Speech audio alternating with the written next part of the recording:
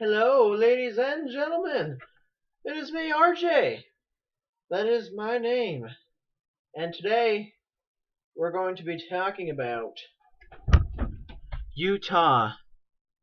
That's right. My favorite football team, the Utah Utes.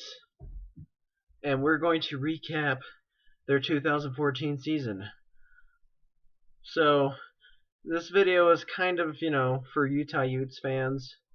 But if you want to listen in because, you enjoy sports and you just don't mind hearing it, well, then go ahead and listen to this awesome video.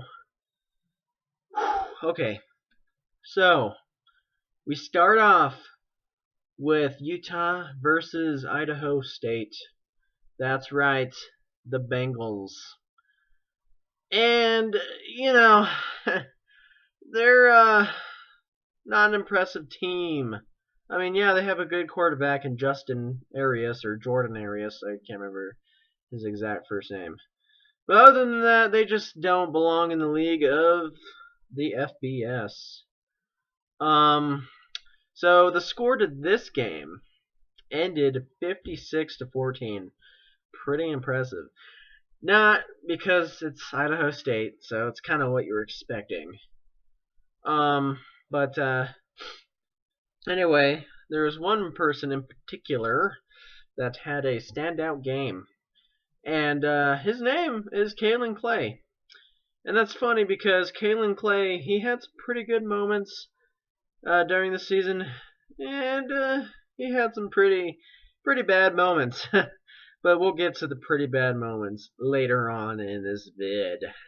Right now, we got to get to Idaho State. And Kalen Clay, though, returned a kick and a punt for a touchdown. That's right. Doesn't happen very often, but he did it. So proud of the guy. And everyone else played pretty well. The offense, the special teams, the defense. I mean, it was, it was the whole package, man. So,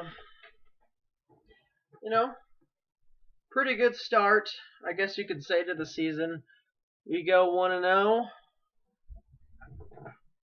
And then next we got Fresno State. Sorry, I had to reach back and grab something, so there's kind of a pause there. I'm going to pull up stats from the game. But that was a good game for Travis Wilson. He was 13 of 18 for like 265 yards passing, something like that. And 5 touchdown passes, too, with 0 interceptions. So not a bad game for him. And then, you know what? Fresno State is not good when they don't have Derek Carr. And that was my phone. Anyway, I'm glad we did not face against Fresno State with Derek Carr, because that would have been a disaster. Because our secondary, besides Tevin Carter, is absolute garbage, and we would have just been bombed. He would have probably had a 500-yard passing and 6 passing touchdowns game against us. It would have literally been that bad. So I'm glad he was drafted and wasn't playing for Fresno State. They had I believe it was Brandon, or it was who was starting? Was his last name was Connett, I think. Is it Brandon Connett? Yeah. No. Brian Burrell started first, and then Brandon Connett, who was a transfer from Duke, came in, and he actually didn't play too bad. Did throw a touchdown. The score to this game, though, ended 59-27, so it was a pretty dominating victory by the Utes. It could have been like 59-14, but during the fourth quarter, the coach took out the defensive starters and put in the scrubs, the third and fourth stringers, and they sucked. What do you expect? That's why they're third and fourth string. Anyway, so obviously Fresno State didn't put up the passing stats like they would with Derek Carr, but we still won pretty nicely, and I'm glad. That put us at 2-0. Actually, I kind of lied about the stats. Travis Wilson was actually 11 of 20 for 181 yards and 5 touchdown passes. He was not 13 of 18. I must have been thinking of a different game. He was 11 of 20. Kendall Thompson came in to replace him during the second half. He was a very poised 4 of 7 for 87 yards and a touchdown. He also led the team in rushing for that game with 9 carries for 71 yards and a touchdown. So good passer and a good rusher. And that's about it. I mean, Devontae Booker, 10 carries for 67 yards. So it's not like he was the big time running back that we would come to have, but we'll get to him later because after the first couple games, Devontae Booker really broke out and had a great year. Anyway, Drez Anderson did pretty good. 3 receptions, 84 yards, and 2 touchdowns. He's a deep wide receiver threat. Always can connect with him with the long bombs because he's got the speed. Kenneth Scott didn't do too bad either. He had 6 receptions for 77 yards and 2 touchdowns. 2 touchdowns. But we got to talk about Andre Fly Guy Lewis. He's been playing wide receiver his freshman year through right now his senior year. And he finally caught his first career pass. It was a 45-yard touchdown thanks to Kendall Thompson, I believe it was. And so, I mean, I guess, that's kind of cool to have your only career only career catch for a football team to be a long touchdown. So good for that guy. Eric Rowe had a good day on defense, getting 11 tackles. Hunter Dimmick had a couple sacks. And Pita Tamapenu, I'm not good with these names. He had 2 sacks. Utes had quite a few sacks, and that's why they're appropriately named Sack Lake City instead of Salt Lake City. I get it, because, they lead the nation in sacks. So it made sense. Next, we got our third game of the evening. Actually, this was of the night, but whatever. Utah versus Michigan. Now, before the season even started, I had doubts that we could win this game because it's at the Big House. Our team sucked the last 2 years, going 5-7 during those times. But actually, you know what? We won the game 26-10. Despite the fact that we struggled in the first half, thanks to a Travis Wilson injury where he tried to leap over a defender, and he was tackled, and he flipped, and he did like a flip, and he landed on his head. It was pretty brutal. But actually, he was lucky because his helmet was starting to come off, so it's like the helmet sort of cushioned his fall in a way, because like the helmet hit the ground before his head did, and it like caused his head to bend forward. So like instead of like landing on the top of his head, he like landed on his face. But he did like the scorpion where like the legs and his feet go up to the back of his head. So I bet that was painful. So that happened like during the first half, and the score was like 3-3. Nothing was really going on. But then my boy Kalen Clay returned a punt for a touchdown. He is awesome. But yeah, he did. So it made it 10-3, and then Michigan got a pick 6 thanks to a really bad Kendall Thompson throw, who replaced Wilson for the first half. And so the score was 10-10. But Utah ended up scoring 16 unanswered points. And that also included a 2.5-hour rain delay, which was a pain in the ass.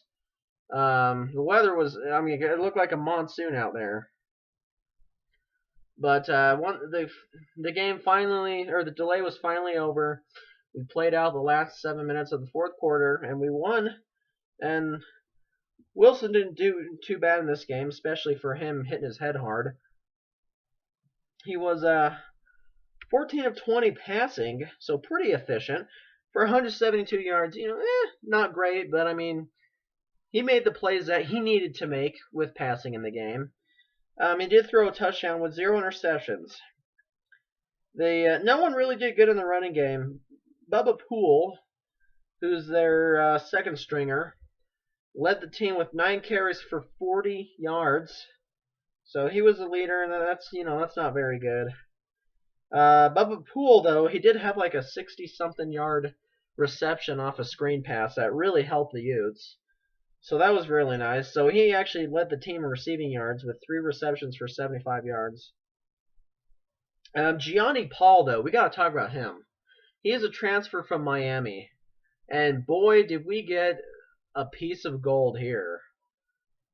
Or I'm sorry, I said that one. Boy, did we strike gold, because getting this guy, we certainly did. So he came off of a foot injury that he suffered during like spring training or something, and he had to be out for a while. And this was the game that he returned, and he had a pretty nice debut. 14 tackles, which led the team. Also, 1 interception. So I say, for that being your first game coming off of foot surgery, not bad. So kudos to him. Jared Norris and Nate Orchard both had big games. Both combined for 4 sacks. Each had 2 sacks total. And Utah basically took care of this game in the second half. And that's really all I need to elaborate on. That put the Utes at 3-0 to start the season, which made me very happy. And, well, here comes the sad part. Utah gets Washington State. And I thought this was going to be a definite victory because, you know, it's going to be played here in Salt Lake City. And I thought we were destined for revenge because of last year when we lost to Washington State. But no, we were not. In fact, the complete opposite. We started off really hot in this game. We got the 21-0 lead in the first quarter, thanks to a punt return by my boy Kalen Clay, and thanks to a punt return by or I'm sorry, I already said that. Thanks to a large run, a large gain by our running back Devontae Booker. And then I believe the third touchdown that we got was I think it was like a pick six. I can't remember exactly, but it was a defensive touchdown. And so we took the 21-0 lead going into in the first quarter, and then we didn't score, and Washington State probably scored like a touchdown and a field goal or something. So we go into halftime, and it's like, or no, they scored only 1 touchdown. So it was like 21-7 at halftime. But then Washington State's defense held us to only get 2 field goals that entire second half, while they scored 21 unanswered points, and they win the game 28-27 to put the Utes at 3-1. That was quite the damper. I thought that after this loss, our season was going to be over, because I thought if we can't finish against Washington State, then how the hell are we going to beat the rest of our tough Pac-12 opponents? Connor Halliday didn't do too bad. He had 417 yards passing, which actually for him, that's not even like a lot. 4 touchdown passes and 2 interceptions. But freaking like 160 of those yards came on 2 different passes. One was like a 93-yard completion to, was it Vince Mail, I think it was his name? Or it could have been River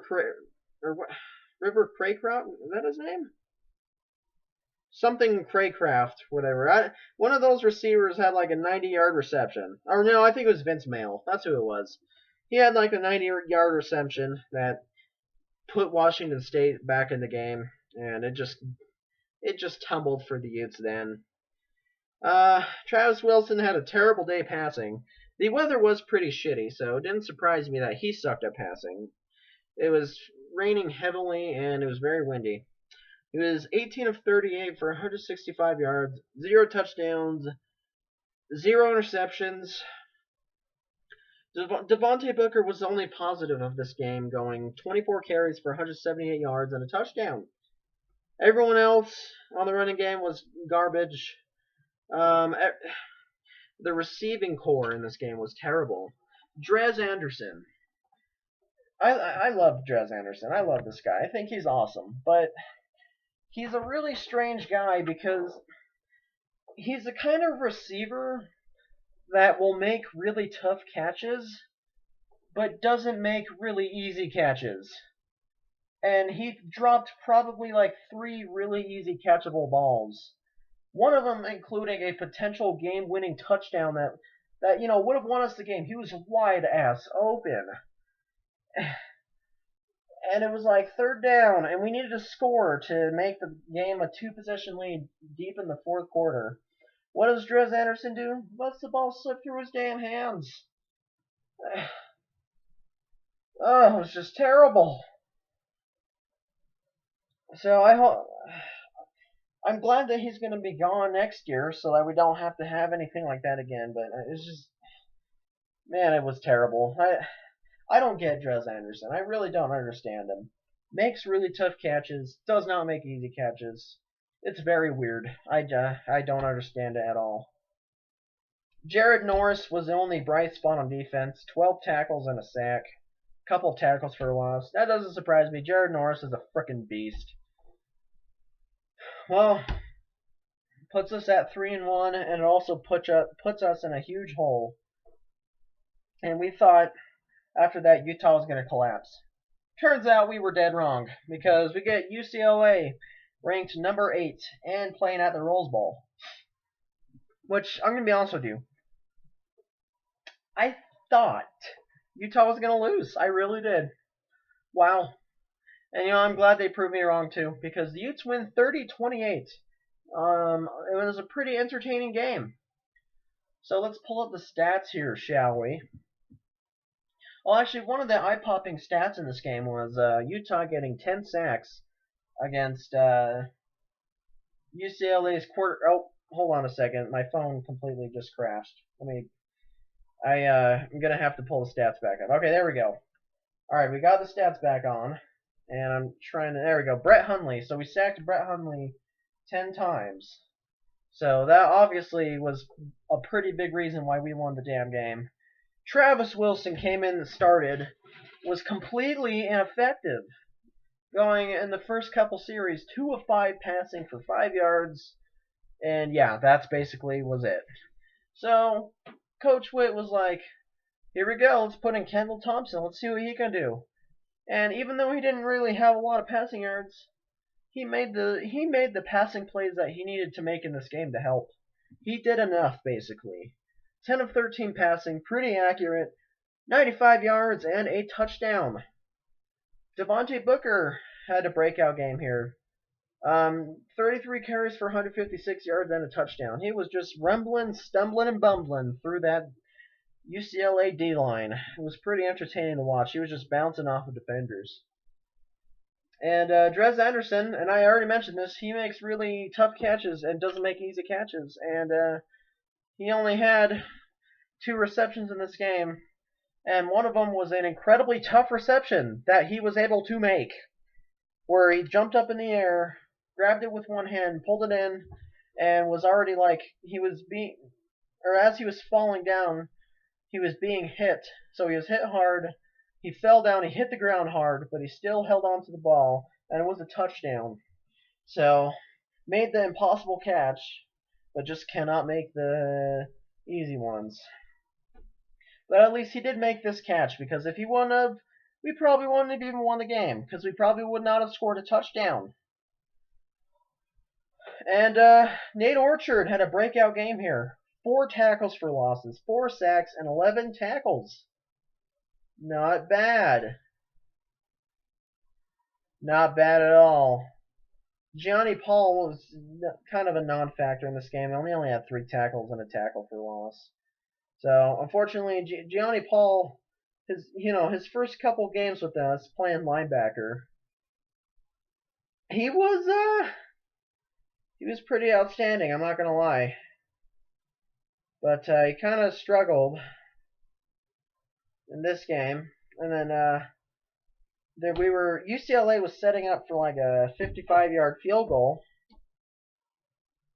and the kicker misses, but he flopped when a defender came diving close to him.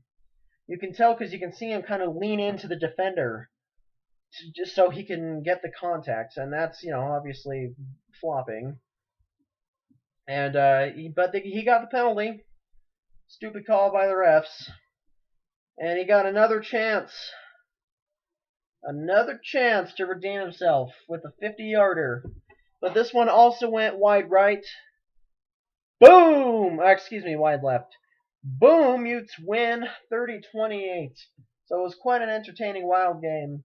Tevin Carter did have a pick six, also, which really helped the Utes because if that wouldn't have happened, we probably would have lost. So, but despite that, he actually went out with an injury, so that kind of sucked. And it turns out it took him out for the entire fucking year, which absolutely sucked. Because I guarantee you, in some of the upcoming games, if we would have had him starting for cornerback, we would have probably not lost some of our upcoming games. But yeah, whatever. Excuses, I don't need to come up with excuses. It is what it is. But now next we've got Utah versus Oregon State. And this ended up being yet another overtime game. And was it entertaining? Yes, and it was also really boring at the same time, which is kind of strange. Because there was literally no offense going on this entire regulation of the game.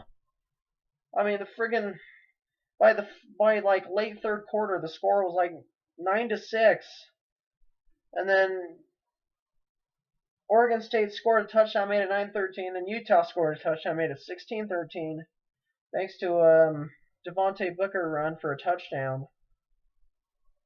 And then not UCLA. Oregon State kicked a field goal to tie it, and we go into overtime. And Devontae Booker absolutely balled it out in overtime. He actually finished up with a total of 229 yards rushing and 3 touchdowns. Now that's pretty impressive. But you want to know what was not impressive? The fucking passing game. You want to hear this shit? Alright, I'll tell you. Kendall Thompson, who became the full-time starter, started the game 4 of 18 for 17 yards and 0 touchdowns and 1 interception. So they took his ass out. Put in Travis Wilson. Didn't really fare much better. 5 of 10 passing, 45 yards, 0 touchdowns, 0 interceptions. And so, passing game was kind of a joke. But Gianni Paul had another standout game. 14 tackles and an interception at the very beginning of the game. Like, it was the first play of the game. Oregon State's Sean Mannion snapped the ball, threw it down the middle of the field. Gianni Paul was right there to intercept it. So, great way to start the game. So, I was very proud of our guys. Nate Orchard led the team with 2 sacks. He's usually been leading the team every single game in sacks, so not a surprise there. And we get the win thanks to a game-winning rushing touchdown by Devontae Booker, who rumbled, bumbled, and stumbled his way in. Because, he's a beast. Next we got USC. I was really looking forward to this game. I thought this was going to be a pretty awesome game. And you know what? It was. It was the annual blackout for us Utes. And it was a special game. It broke an attendance record, actually. So that was pretty cool. And I actually went to this game. I attended this game live, and I could feel the atmosphere, and it was amazing. Loudest place I've ever been so far was there. Everyone, the entire game, including me, were screaming to the top of our lungs. Basically the entire fucking time. But anyway, Utah wins 24-21. And part of the reason why we won was because of a bizarre play in the very first play of the game, where Cody Kessler does a little bubble screen pass to his wide receiver, but he drops the ball, but it was a lateral, and the wide receiver didn't know this for some reason. So he didn't try to go after the ball. He just let it bounce around, and he just walked back to the huddle. But the only guy that was there was Davion Orfe. I believe he's a cousin of Keith McGill, who plays for the Raiders. Poor Keith McGill. I feel bad for him playing for such a shitty team. I mean, he deserves better. He played on the Utes. He deserves to play for a Super Bowl contending team, not the stupid-ass Raiders. Anyway, getting back to the point. Eric Rowe picked up the loose ball, ran it in for a touch. Or sorry, not Eric Rowe. Davion Orfe picked up the ball, ran it in for a touchdown. 7-0. And Utes basically started really hot, but USC they, came back, actually took the lead. We kicked a field goal, going to the halftime 10-14. We're down 10-14. But later in the game, Devontae Booker scores a running touchdown. And that helped. Oh, hold on. Crap. That helped us. That made us take a 17-14 lead. But USC came back and scored a touchdown. We go into the fourth quarter. And we didn't really do much in the fourth quarter. We gave the ball back to USC. And they made a pretty good time-sustaining drive. Or, I'm sorry, a time-killing drive. Where they took off a bunch of time. And it got to the point where there was like just a little over 2 minutes left. We were out of timeouts. It was 4th and 2. They were in field goal range. But they decided to go for it. And they got it. Oh, wait a minute. No, he stepped out of bounds. That's right. The little dumbass ran to the left side of the field before he crossed the line of scrimmage, and then immediately cut upwards to try to get those first couple yards before he gets pushed out of bounds. But what the idiot didn't realize was he got a damn foot out of bounds. What an idiot. So he only gained a yard on the play, and he needed 2 yards, so turnover on downs. We get the ball back. Drive downfield thanks to a pass interference, a couple 10-yard completions, and also an 8-yard completion, and a 3-yard run by Devontae Booker, and a 17-yard run by Travis Wilson, and then a 1-yard touchdown pass to Kalen Clay to seal the game 24-21. Stats in this game were Wilson was 18 of 32 for 194 yards and a touchdown. So he made the plays he needed to do to win this game. Devontae Booker, another 100-yard game, 26 carries, 102 yards, and a touchdown. Wesley Tonga, the tight end on our team, who I think is the best catcher on the team, had 6 receptions for 71 yards. So this was his the biggest game of his career, statistical-wise, of course. He hasn't done any.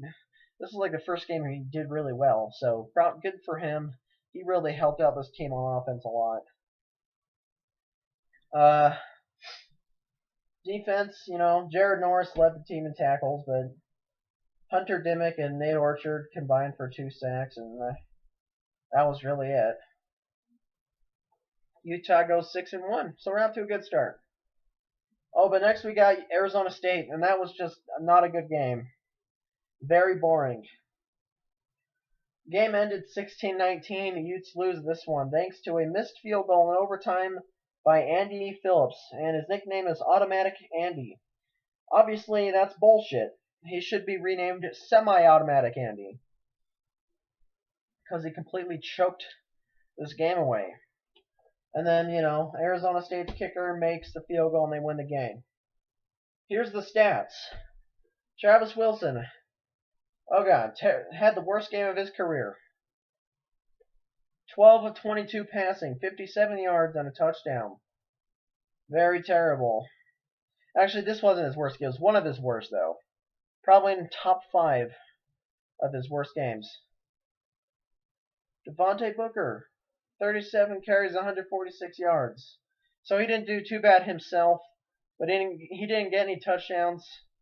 So all we needed to do was score a touchdown with him, and we were probably won. But he did get a receiving touchdown, though. But he needed a rushing touchdown, too. So Utes go 6-2. Next we got Oregon.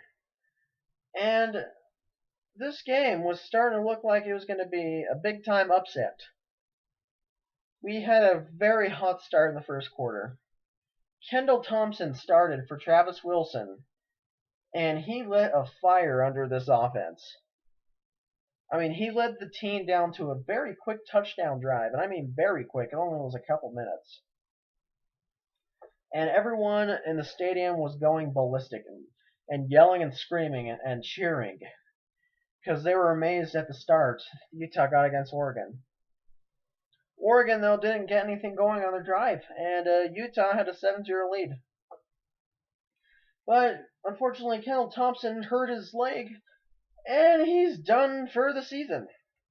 Huge disappointment. But Travis Wilson tried to come in and save the day, and that included a 77, 78-yard bomb to Caitlin Clay, which he caught and started running to the end zone.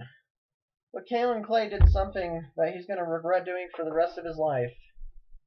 He dropped the ball at the 1-yard line before crossing the goal line. And it's funny because he said Deshaun Jackson is like his role model, and Deshaun Jackson did the same thing in an NFL game. So Caitlin Clay was taunting, dropped the ball before he even got to the goal line. He didn't even realize it. Or one of the Oregon players noticed that the ref had not signaled for a touchdown yet, so he assumed the ball was live, picked it up, fumbled it. Another Oregon player got it and ran in for a touchdown, all the way 99 yards. So basically, that entire play was 178 yards, total yards gained in that entire play. Absolutely ridiculous. But Caitlin Clay did have a pretty good game. He had 5 receptions for 152 yards. Devontae Booker had 8 receptions for 110 yards and a touchdown. But we still lost 51-27. That puts us at 6-3. Then we got Utah at Stanford. And we were able to win this game 20-17 in double overtime. So we are undefeated in overtimes this season. Not bad. This game was a complete nightmare for offenses in the first half, in the regulation during first and fourth quarter. The score was 7-7 when we went into overtime. Travis Wilson was getting nothing going. Kevin Hogan on Stanford was getting nothing going. But then all of a sudden, when it came to overtime, Travis Wilson just completely started completing passes out of nowhere. On the very first play of overtime, they did this play called a wheel route, and Caitlin Clay was wide open. Travis Wilson bombs it to him in the end zone. Boom, they take the lead, but Stanford comes back, scores a touchdown. 14-14. Stanford gets the ball back. Gets sacked twice, the quarterback, then throws an incomplete pass. So Stanford's going for the 50-yard field goal, but the kicker actually makes it. It was a career long for him. So the score is 17-14. Utes are down 3. Travis Wilson does the unspeakable and unthinkable, drives the Utes down to the 1-yard line, or 2-yard line, completes a 2-yard pass to Caitlin Clay. Boom. I'm sorry. Something was stuck in my throat again. Woo! We win 2017. 7-3, baby. And then we get to the worst game that Utah ever played. Arizona versus Utah. Arizona wins 42-10.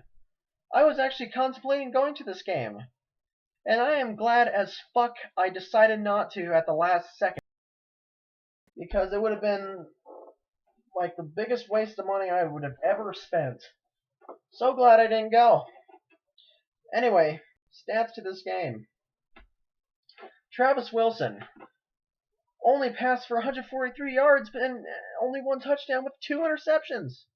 His first interceptions of the season in this game. Or, I'm sorry, no, never mind, because he had interceptions against Oregon, so never mind. So this is like his 3rd and 4th interceptions were thrown in this game. So he was, actually pretty efficient so far in the season until this game. But we were playing against a 120th ranked passing defense. And we only managed 143 fucking yards. What? Yeah, pretty terrible. Devontae Booker had a good game. 23 carries, 142 yards. Did not get a touchdown, though. He was a non-factor, basically. Wesley Tonga had a pretty decent game. 4 receptions, 68 yards, and a touchdown, but that still didn't do shit. Very disappointing game. There's nothing really much to talk about it. Utes go 7-4. Then we got Colorado. And I was even afraid Utah might lose this game. I really was. But actually, we didn't. And I was pretty surprised by that. But the score ended up being 38-34. Travis Wilson actually threw for 311 passing yards and a couple touchdowns. I think it was 3 touchdown passes. 2 to Kalen Clay, who had 88 yards receiving and 10 receptions. Wesley Tonga had also had a touchdown reception, I believe. Yes, he did. He had 1 touchdown reception. And Devontae Booker had like 95 yards on 24 carries. So it's not like he was super huge in this game. And but Travis Wilson actually did pretty good with passing. The defense completely just choked. And here's why I think that happened. We lost Gianni Paul again. He got another injury. So in to replace him was Jason Whittingham, and he is the nephew of our head coach. And he is not a good linebacker. I noticed that, and actually I wasn't the only one. A lot of former players that used to play for the Utes mentioned this on like Facebook and Twitter, that Jason Whittingham was always out of position every time, almost every time. He wasn't in the right places he needed to be just to stop running our passing plays. And that's why, Colorado State was running us down pretty much. If Gianni Paul was there, he was always in the right places, and he was always at the right place at the right time to stop plays from happening, especially running plays and even passing plays, because he got himself like 4 interceptions this year.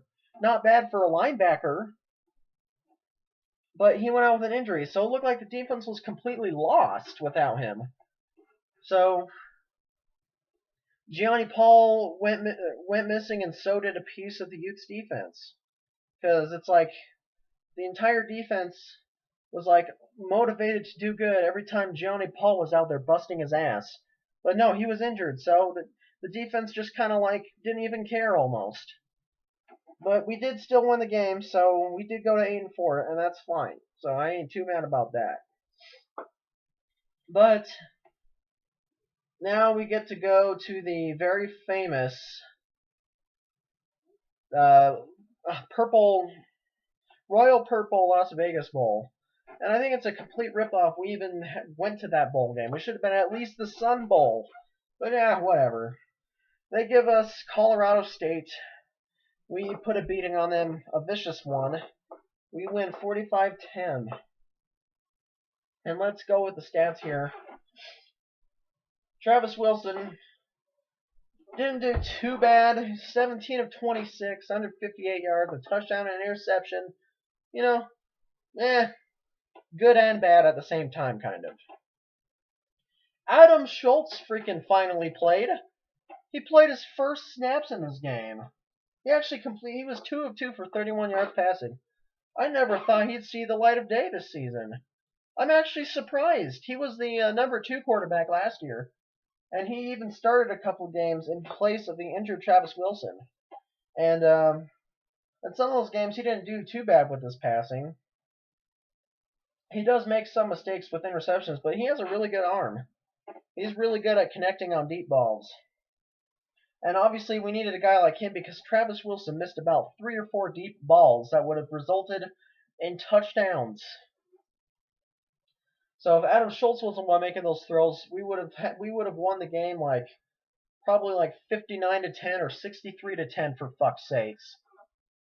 Anyway, oh yeah, and Jason Thompson. He's like a 5th or 6th string quarterback, and he even came in and played, which I was even more surprised. Because I thought this guy was like redshirted. I didn't think he was going to play. I think he's also a transfer from Oklahoma. It's funny because we have 2 transfers from Oklahoma. We have Kendall Thompson, who's a quarterback, and Jason Thompson, who's a quarterback, both from Oklahoma. Both are not related to each other, so. But Devontae Booker had himself pretty good game. 26 carries, 162 yards, and a touchdown. And he broke the all-time rushing record held by John White IV back in 2011. He had I think he has 1,510 rushing yards this season. So that's 1 yard more than the record. So Devontae Booker is now the new leading rusher for a season for the Utes. So congratulations to him. Well deserved. He's really busted his ass off this year. Travis Wilson didn't do too bad in the running game. 11 carries, 91 yards, and 3 rushing touchdowns. Hell, he did better running than he did passing. Troy McCormick even got some decent playing time, getting 5 carries for 86 yards. He showed a lot of speed in this game, so I'm glad he did get some playing time. Kenneth Scott finally had himself a good game, having 6 receptions for 61 yards. Kenneth Scott, who's supposed to be like the best receiver on the team, was literally a no factor this entire season. But ever since like the Stanford game, he's starting to step up again a little bit. But I mean, he could have had a better year. He didn't have very many receiving yards this year, to be honest with you. But Utah wins this game and they go to 8-4. So who do I think is the MVP of this season? Gotta give it to Nate Orchard. The guy had a monster season. Had like 60-something tackles. 18.5 sacks this season to break the all-time sacks record in a season. And this guy, I won't be surprised if he is drafted in the first round next year. I'm going to be pissed if he isn't. But he gets 18.5 sacks this season, which is very impressive. He had a shit load of tackles for losses this year, too. Like, well over 20. And then Hunter Dimick was the second leader in sacks with like 12. Or something like that. So, Jared Norris was the leader in tackles, having over 100, so good for him. He's a great tackler, and he's got a lot of speed, too. So he's good at running down quarterbacks, too, or doing, like, read option plays. So, like, if he's a spy, and the quarterback does a read option play and runs the ball, you're gonna get tracked down by Jared Norris, baby. That's right. No relation to Chuck Norris, by the way, just letting you know, but heck, if Chuck Norris played football, Jared Norris would be better, I'll tell you that. So we ended off the season in a very positive note. Travis Wilson had 18 touchdown passes and only 5 interceptions for the career. For the season, he had over 2,000 yards passing. Way better than last year. Last year he only had like 1,600 yards passing. 16 touchdowns and 16 interceptions. So he had a terrible year. Kalen Clay led the team in receptions, but he only had like 400 yards for the year. So that means we don't have a lot of depth in our wide receiver core. We need better wide receivers.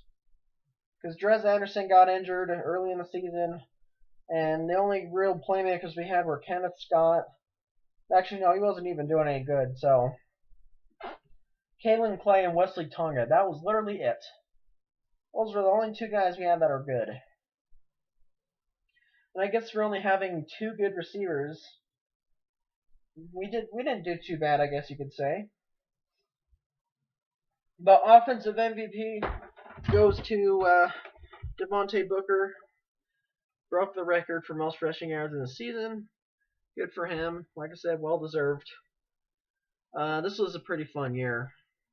This is actually the best year I've witnessed since 2008. This was the most fun I've seen the Utes since 2008. So, and our defense. I honestly think our defense is the best defense we've ever had.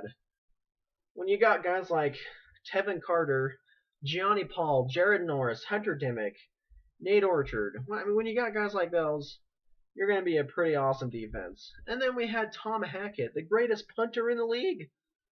The guy led the nation in punts inside the 20 and 10-yard line. I mean, that's pretty awesome. He deserves it. Definitely the best punter in the league. If anyone disagrees, they're a bunch of morons. But anyway, this is my recap of the 2014 Utah Utes season. If you are a Utes fan or a Utes hater, I guess it doesn't really matter. As long as you know